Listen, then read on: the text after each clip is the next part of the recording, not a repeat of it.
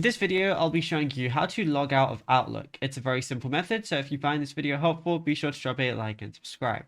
But anyways, getting into it, it's very simple to go ahead and do this. So what we want to go ahead and do is go to the bottom and just find our Outlook application. Now you can do this on literally any device you're using, whether you're on iPhone, Android, Samsung, or anything like that, or if you're on PC or desktop as well. So what you want to go ahead and do is go over and make sure you're just logged in and everything, but then go to the top right where it has a settings icon, and then it's going to allow me to manage my current account that I'm logged into.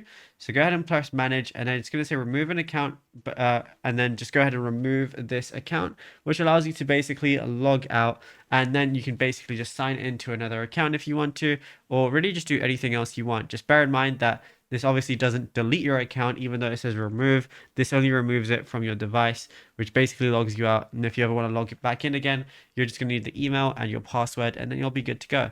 Now, if you found this video helpful, be sure to drop a like and subscribe, and check out all our other tutorials that we've been posting on the channel as well.